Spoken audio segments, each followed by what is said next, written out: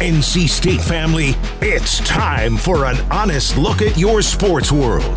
Let's get you hooked up for Pack Therapy, presented by First Horizon Bank. Here are your hosts, Tim Donnelly and Wolfpack football legend Mike Glennon. It is game week on Pack Therapy. I'm Tim Donnelly, co-host Mike Glennon, as always, NC State legend, longtime NFL quarterback, and we are getting ready for a Thursday opener between the NC State Wolfpack and ECU. And you know what, Mike? First of all, preseason's over. It's good to be back. Good to be in the regular season grind. Game week. But also ECU's an interesting starting one. Do you like that as it's not a FCS team to tune up. It's not Georgia. The emotions are probably closer to playing at Georgia, and it's kind of a weird one to start things off with. I love it, especially with the way the season ended last year against them, because it makes the off season have that much more of like a heightened focus. It's like you have something to point to. You know, the strength coaches, the coaches themselves, everyone is like, we got ECU week one.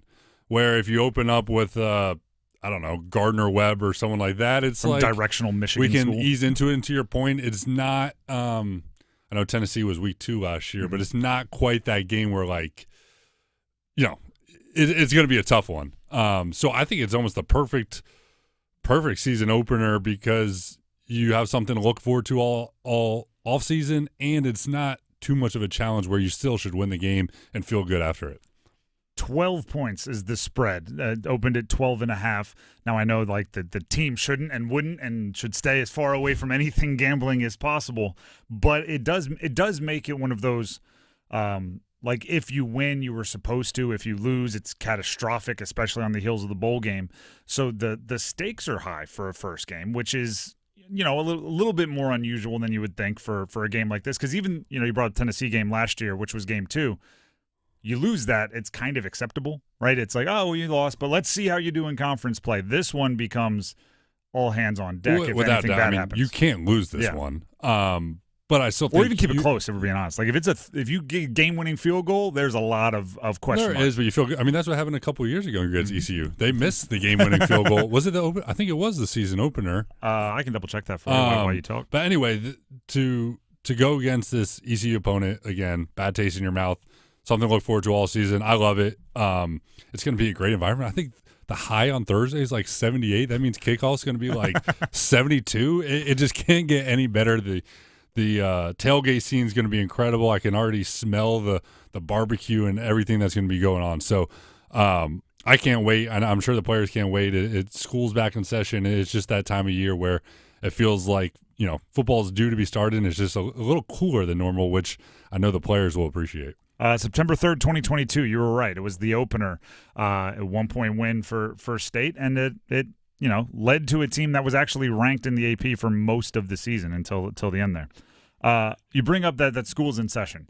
For the non-former football players, what is game week like where you've been in training camp in a bubble for a month and then suddenly you're not maybe physically exerting yourself in practice as much? There's a whole student body on campus and everything's a little different. I always say the college training camp is harder than NFL training camp because – NFL training camp, it's kind of broken up. You have these preseason games in between, so you're going against someone new. You have kind of a little bit of a game plan, but it just breaks it up more. In college, you are playing against each other every day for 4 weeks straight. So finally, you get to game week, and you get to start going into kind of a scout team look where you're playing against ECU's defense against the scout team or the offense, obviously for the defense side of the ball. So it finally feels like, the regular season's here. It's good to be doing something different than just going against the same scheme every day. And once the students get back to school, it just it feels like it's time. And this week will be a little different because it's a Thursday night game. So I'm sure their first true day of practice was yesterday, which would be their typical Tuesday. But as we're recording this, they're getting ready for a heavy practice today, and then tomorrow will be more of a walkthrough to put on the final touches. This is I'm sure fans know this already, but it's kind of a side fact. But I brought up their schedule earlier today on ESPN.com, just, state schedule, wanted to see, kickoff times and everything. And all the way on the right, they have like ticket prices. And it just says for each game, tickets as low as blank for a dollar amount. And right, you can go buy tickets for each game wherever it is.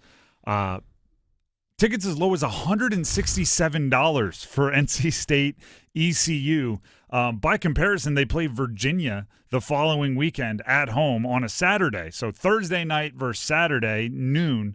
The Virginia game is $43. You can get your walk-in-the-door price. Now, obviously, the closer you get to a game, maybe prices go up a little bit. But ECU, easily the highest price of any, get-in-the-door price on the schedule right now as it stands. And that even includes, like, at Notre Dame.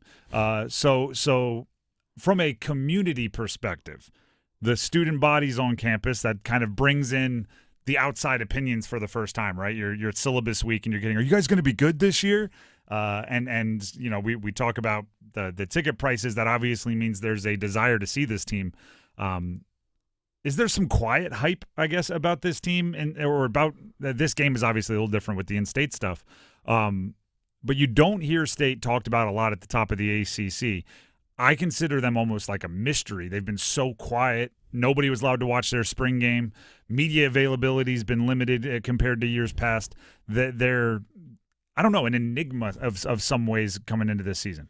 Yeah, I agree that, again, NC State has some returning players. It'll be curious to kind of see the defensive side of the ball. As you mentioned to last week when you talked to Dave Doran at ACC Kickoff, it was like every job on defense is pretty much up for grabs besides – I think Brandon Cleveland and Caden Fordham and Sean Brown, right, the linebacker position. Yep. So it's going to be, who, when they release the depth chart, which I would imagine be sooner, maybe they don't have to because it's a non-ACC game. We'll be getting injury reports. Right, now injury reports are more of a thing. And we'll get an unofficial depth chart, but also it wouldn't be the first coach to say this guy's going to start and then have someone else try it out there in the first place. It'll be who are the guys out there, and then what does it look like? What does this new defensive scheme look like? How do the players, are they executing the way that we expect and want them to? So offensive ball, I feel pretty comfortable with. It's more the defensive side of the ball that I think is going to be the biggest thing to look forward to see how they look. We'll take a quick break. When we come back, Mike just touched on it a little bit. We're seeing a completely new NC State defense this year. Stick around. You don't want to miss that conversation. Pack Therapy continuing ahead of the NC State ECU Thursday night opener, where obviously the Wolfpack hosting ECU. Right before we took a quick break there, Mike, you brought up the transition. 3-3-5, which is what Tony Gibson, the defensive coordinator, played at State for a long time. It's unusual. I sometimes think it played to their advantage because, you catch an inexperienced quarterback on the other side. They had never seen that before, and you can confuse them. They're going to something a little more traditional with DJ Eliot taking over as defensive coordinator with Tony Gibson's departure. Kind of it's a 3-4-3 little hybrid action with the like a outside linebacker that we used to call a defensive end. If you know, you know. But particularly early in the years, they're concerned that these guys are going to be round pegs in square holes trying to figure out where to be in a new defense. I don't think so. I think they've been in this system now long enough going through spring and training camp that they should feel comfortable and confident in it. Now, will there be a few hiccups here and there? Yeah, but I think that's the start of any season. So I think having Caden Fordham kind of being the bell cow of that defense, the spokesman, he's the linebacker that's going to be making all the calls. I feel very confident he's going to do a good job getting them lined up in the right spots. And as I mentioned last episode, that this is going to be a Vic Fangio style defense. And to me, it's a perfect blend of kind of that 3-3-5, which is confusing to quarterbacks, but also a little simpler. They're going to line up. It's going to look very similar pre-snap, and they're going to do little subtle rotations post-snap.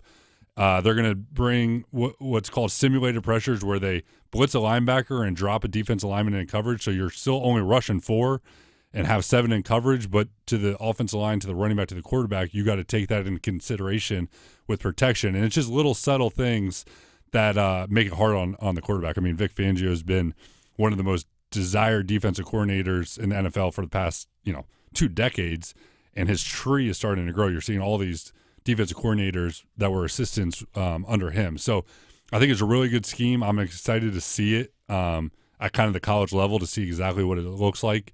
But I think it'll be I think they'll be fine, mainly because of Cato Fordham is going to be the one making the calls. Now, again, we don't have an official depth chart out as of yet, but if you go on Our Lads, which is a website that kind of gives the most likely, and they do a pretty good job of guessing. You look at the defense, there's only 3 new players on in the starting lineup, right? There's quite a few on the 2 deep, but in the starting lineup, there's only 3. Can you train, like, my college career, we had the same defensive coordinator all 4 years, so there was never really this. But, like, is it just a personnel thing? You see this in the NFL when a new coordinator or a new coach takes over. Sometimes they have to turn over the roster a bunch of different ways just to get the players with the skill set for their needs. Is there I don't know, like, again, it's square peg, round hole kind of conversation here, but with the same guy starting in a different defense, can that work? I think he can. I've always kind of laughed at this whole thing where you go from a 3-4 to a 4-3, and it's like, well, he's an outside linebacker, but now he's going to be defensive end. It's like they're the same with the thing. Same responsibilities. Yeah. I almost hate. He's just going to get paid more going from D-end to outside linebacker. These outside linebackers get labeled in the NFL when it's like they're a defensive end. That's what Bradley Chubb is. He was a defensive end at NC State, and now he's, I'm assuming, listed as an outside linebacker in the NFL. So I don't think it's going to be a big deal. I think they have good personnel, like you had mentioned. I think Brandon Cleveland will maybe show up more in the stat sheet this year than maybe he had in the past, where before he was more an assist man that was helping other guys make plays. I think he may get a few more tackles, a few more sacks. But I do think a lot of this season's success is going to be dependent on this defensive line, on this secondary who has a few new faces, just because ACC has always had talented quarterbacks. It's going to be even more so now with NIL. I think just about every team in the ACC is going to have a good quarterback, and we can't let it become a shootout like the old Big 12. For those of you that paid attention, on 3, they kind of ranked all of the highest paid. They did as much reporting as they could. There's no like public database for NIL payments and everything, but surprising amount of ACC quarterbacks in the upper It was shocking echelon. to see Duke's quarterback is maybe the highest paid quarterback in the whole country. Based on their reporting, and it's not really that close. There's a couple guys just north of $3 million. Darian Mensah up around 4 with the potential for more. But Carson Beck was amongst the top at Miami. Miller Moss at Louisville. Haynes King at Georgia Tech was making $1.5 million. Like and I'm sure I'm missing some along the way. There is a certain, and then you go to the ACC kickoff. If you're at the media days, all of their branding is the conference of quarterbacks. That's what they want to be known as. So with that being said, the one thing that state defenses have had the last, 20 years is further back is like the one dude, right? They always had the guy. I'm not sure I see that on this. I'm a big Caden Fordham fan, right? Son of an NFL offensive lineman, so he's going to be like super sound and he's going to know what he's doing and impressive to talk to. Brandon Cleveland, interior defensive line, again, super impressive individual. When he's not playing football, he's like raising money for those underprivileged, like a wildly impressive guy. Maybe Sean Brown, one of the athletics freaks on the athletic freak list. For the athletics freak list, they put out a list of the craziest athletes. He's in the top 100 in college football. A former safety moving up to linebacker, maybe he could be one of those guys, and he did that last year. One of those guys that can be a dude kind of replacing and we don't have to list them, but the Peyton Wilsons, you brought up Bradley Chubb. There's a whole bunch of them. There's been, especially in the Dave Doran era, there's been a long list of defensive linemen that have had a lot of success in the NFL, talking about Bradley Chubb, B.J. Hill, Contavious Street. The list goes on and on. I think Brandon Cleveland could be one of those guys, but we're going to need someone that can rush the passer and play good coverage because these quarterbacks are going to be good. And I'm confident in this offense. I'm confident in C.J. Bailey, what he can do. I think they're an offense that can put up 30 points a game. But if the defense is giving up, 35 plus, I think it's going to be hard to keep up week in and week out. So I'm really looking forward to seeing how this defensive line and secondary looks on Thursday. We'll take a quick break. When we come back, more Pack Therapy, including how do you take advantage of Justin Joly on offense and maximize that value. Coming up next. Back here on Pack Therapy, getting ready for NC State to host the Wolfpack to host ECU on Thursday to open up their season. A lot of questions, a lot of mystery about this year's team for State. But to I guess to quote Gary Bertier from Remember the Titans, if I'm Justin Joly, the only All-American you got out there, right? He's the one on some All-American lists. And when it comes to the offense, I think a lot is going to have to either be getting the ball to Justin Joly or taking advantage of the attention on Justin Joly. From a pass-catching tight end perspective, is that easier or harder? Like, how do you make that work? I think it's easier because what you can do is you can get him in one-on-one situations. When I was with the Oakland Raiders, we had Darren Waller. We did tons of 1-by-3 formations, which means you have Justin Joly, the tight end, is on one side of the field all by himself, 3 receivers on the opposite side of the field. And if you get a linebacker or safety on him, you know it's man coverage, and we're going to go after that guy. If you get a corner out there, it's going to be zone coverage. We'll probably work the other side, which is great because then you got 3 receivers and some sort of combination that should get open against zone coverage with linebackers trying to make plays on you. So there are a ton of ways to get tight ends the ball. When you have a really good tight end, it's easy to find ways to scheme it up. And just historically in college football, the linebackers typically can't cover. And the NFL, they still can. So, you know, there's going to be some mismatch problems with Justin Joly, as we saw last year. Mm-hmm. But now he's got another year of experience under his belt. I expect even bigger things from him this year. So talking with C.J. Bailey earlier this offseason, I kind of put him on the spot. I said, your own 40-yard line, 3rd and 10, you need the first. What's the play call? And he did what every quarterback does, which is like, why would I tell you that? Which is a good move. Like, hey, you know, why would you advertise what you're going to be running? But then he eventually came to it's a Justin Joly, some kind of a choice, some kind of an option at the sticks, and that's basically where I'm going, which I really enjoy that he, like, you know, he first of all has a guy, second of all, young quarterback, going to the guy with the big catch radius, give him some kind of an option at the sticks. It's part of what Justin is going to be able to do is make C.J. Bailey's life easier, and like, what can that do for a young quarterback? Obviously, you entered into the starting lineup as a veteran, having you know, earned your stripes already. But I guess it would be like the George Bryan of it all. Like what does it mean to have a guy that you can dump it down to on crucial downs? There's always, you know, someone has a comfort, you know, security blanket with someone, and a lot of times it is the tight end if he's a good one. And you mentioned option route, choice route. If you have someone that you trust with that they can go this way or they can go that way, or they can just sit down in zone coverage, they're going to make me right. And it has to be a trust thing because, you know, if they break the wrong way and you throw an interception, you look like the idiot, but it was really them. But it sounds like if C.J. Bailey, that's what he wants on a 3rd down, then he must have trust in him. So that's huge that they can run. You know, not only does he have a guy, but he's got a route that doesn't sound like much. But basically on these choice routes, you can't be wrong. Like, you're going to go where the defense isn't. And if you have a guy that you can trust running that, then I expect to see a lot of that throughout the year. So Kurt Roper is the other part of this offense, right? New offensive coordinator. It's not what we're seeing on defense, because offense doesn't really work that way unless you're like a triple option guy or something, right? You're not coming in and saying, we're changing the system, but you're going to come in with different ideas. Again, looking towards Thursday, if you're scripting the first 15 plays, what things would you as a quarterback kind of, you know, ask to have in there? Like, what things do you want to see quick? I always like to see kind of an easy completion to start, whether it's a naked bootleg where you can just kind of throw to someone in the flat, get the ball out of your hands, or it's just a play that you love. It's like coaches usually, offensive coordinators ask for what's your get back on track play? You just threw a pick six. Things, you know, we just went 3 and out 2 times in a row. What's a play that I can call for you that you're going to get a completion? Whatever that is for C.J. Bailey, I want that in the openers. And then maybe you take a shot along the way, a big play action shot where it's kind of a touchdown to check down type play where you can hit the home run, or if it's not there, everyone drops back in coverage. We're just going to hit the running back in the flat. So, that, and then obviously mix with a blend of run plays, because anytime you can mix in the run game, it's going to, change up, it's going to allow for the defense not to just tee off on the quarterback. So I also look forward to seeing what Kurt Roper has and what this style of offense is going to look like. Noah Rogers, how good does he have to be for this offense to work?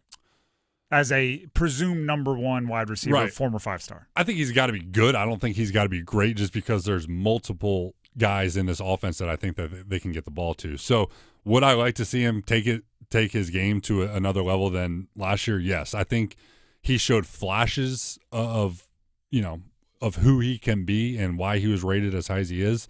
But I want to see it on a more consistent, do it consistently and just take it up a step. Again, it was flashes, but it wasn't all the way there. So I think we can expect to see more. He was still young last year, but the reason why I don't think he has to have a huge year is because you have Wesley Grimes, it's because you have Terrell Anderson, it's because you have Justin Joly, it's because you have Hollywood Smothers. There's a bunch of guys that can make a lot of plays when they get the ball in their hands. You brought up Hollywood Smothers. I'm going to throw another name in there on the running backs. Jaden Duke. Speaking of the Athletics freak athlete list, I have the number here for you. He's number 66 in the country. So this is just guys naming squats and bench press numbers. Jaden Duke, power clean 375 this off season, squatted 550 pounds. He was one of the top high school sprinters in Georgia. Got the bronze medal. I think it was the 5A 100-meter dash in Georgia. Vertical jump 37.5, ran a 4.35 and clocked a 4.32 shuttle time. Which if you're if you're somebody that grinds combine footage, you're stoked about hearing all that. If not, just know he's a really good athlete. But we brought up Hollywood Smothers because Hollywood Smothers is a little under 200 pounds, like not the biggest dude in the world. Talking with Dave Doran this offseason, I said, is there can you run Hollywood Smothers too much? Because by the end of the year, so much of the pop of the offense was him. I was like, it's got to be tempting as an OC to just go Smothers. And he basically was like, I don't think we're going to have to worry about that because we're going to want to get the ball to Duke Scott as well. That's some big playability from both of those guys in the backfield, which Kurt Roper, the offensive coordinator, has to find a way to maximize. Yeah, I think to be able to have two guys at the running back position is what you're seeing a lot of these NFL offenses go to. I mean, obviously the go-to one is what the Lions are doing with Jahmyr Gibbs. Except this is David Montgomery. The stereotype is thunder and lightning. This feels like lightning and lightning, where you can kind of play them. Right, in the but same if you got place. them both, I think very highly of Hollywood Smothers. When I just watch him run, it looks like a guy that's going to play on Sundays. Haven't seen much from Duke Scott yet, but that's another guy that I'll be looking forward to seeing because you have those kind of numbers. It's like, man, genetics is one crazy thing that my kids are just never going to be able to do some of the things that you just mentioned. But to have both of those guys is obviously going to be important for this offense. Seeing a lot out of Hollywood Smothers last year, I mean, the way he came on was very impressive, and look forward to seeing what we can expect out of Duke Scott as well. And just speaking of genetics, to give some love to the big guys, we brought up Sean Brown on the Athletics freak list. Linebacker, he was number 75. Duke Scott, number 66. Number 31, highest ranked player on the Athletics freak athlete list. Jacarius Peak, tackle, offensive lineman, 6'4", 308 pounds, ran a 4.86 40. Hit 19.8 miles per hour on the GPS this offseason. Vertical jump, this is absurd, 32.5 inches at well over 300 pounds. Also timed an impressive 4.37 shuttle, which would have been the fastest time of any offensive lineman at the Combine this past year. And Jacarius Peak is going to be vital for this offense. They lost Anthony Belton last year to the second round pick to the Packers. And this was more of a conversation in the past years. It always felt like our run game hasn't been what we expected. It came on pretty strong last year at the end with Hollywood Smothers. So can this offensive line get Hollywood Smothers, get the running backs as a whole, where they're getting over 1,000-yard rusher every year. So Jacarius Peak is going to be a big part of that. Those numbers are a little silly. Genetics and hard work. I don't want to take anything away, but genetics got to play something there. Quickly, just to give you a little ECU insight, talked with their coach, Coach Harrell, earlier this offseason. They're living the group of five life, the non-power conference life. At the time, he said 6 starters in the ACC and Big 12, and one was a day 2 pick in Savon Revel, who ended up being a 3rd-round pick to the Cowboys, but if he didn't blow out his knee, probably would have been a 1st-round pick. So ECU is dealing with some turnover, which does make week 1 a little bit more difficult, right? You know what ECU is going to bring because, right, they promoted from within. It was the interim head coach that became the head coach, and they've obviously are going to show up with fight in their heart for NC State, but from a who's going to be the playmaker, who's going to be the dude offensively, that's still up for grabs. They have, Lampley at the end is solid, but you'd expect State to have the physical advantages in most for sure. places. But the one name to remember for NC State fans is Anthony Smith, who started at NC State, receiver, had a great year last year for ECU. I think 800 yards, 6 touchdowns. So that part, it's tough for ECU to lose all these players, but it's cool to see a guy that didn't, have a lot of success at NC State go to ECU and really turn his career around. And now he's a guy that I'm sure NC State would love to have back. But yeah, new faces for ECU, but regardless, they have the same logo on their helmet that just beat NC State, 6 months ago. So this is going to be, a great matchup, great atmosphere. Fan bases from both sides are, in my opinion, the two best in the state. So it's going to be a fun game. Well, then this leads right into our final conversation here. So the ACC Digital Network, they have a host. His name is Wes. You can hear him on Wes and Walker, I believe it is, on WFNZ in Charlotte, and he also does a bunch of stuff with the ACC Network. He's a sideline reporter when you watch the ACC games on the CW. They had him put together his ACC football predictions, his standings. When you say that the two best fan bases in the state are NC State and ECU, there's a team that's probably taking that to heart. Wes Bryant has UNC second in the ACC, behind only Clemson. And I'm going to read so it goes, I'm just going to read it, and you tell me when we finally reach NC State. Below, and even yet another team in the state. Clemson, UNC second, Miami third, SMU fourth, Georgia Tech fifth, Louisville sixth, Duke 7th, Pitt 8th, 9th Florida State, 10th Virginia Tech, 11th Wake Forest, 12th NC State is where he finally brings in NC State. NC State, to me, is going to finish higher than that. Okay. They always find a way. I just don't see any way they're – last year was a mess. There's no way they're worse than what they were last year. Maybe they did finish slightly lower than that. They have C.J. Bailey returning. They have all these playmakers on offense. The defense is going to be better. I don't see any way that NC State finishes, they finished 6 and 7. I don't see any way they're not a 7 and 5 win team. I just think that's where it is. If that puts them at 12, then maybe. But I think that they'll be in the upper half of the ACC this year. I think one of the most underrated parts of the new age of college football is, unless you have like true NFL talent all over the place, just crazy everything, chemistry is one of the most underrated things. And I think State lost that last year a bit, where they brought in so many guys that were new, and they figured they're all talented college stars, let's put them in there. And it didn't work because of the chemistry. I think this year something they have is they are one of the more stable teams in the ACC.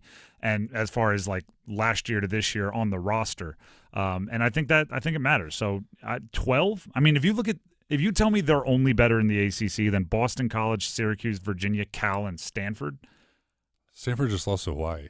Lost to Hawaii with timeouts in their back pocket. Frank Reich said, "I'm keeping these, and we're going back to the mainland."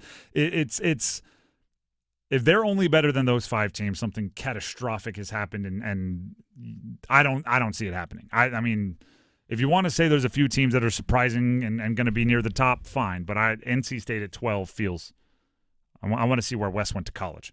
That's it for Pack Therapy. Enjoy the game on Thursday. Enjoy the action as it gets started, and we'll be back to break it down next week and get you ready for that game against Virginia. See ya.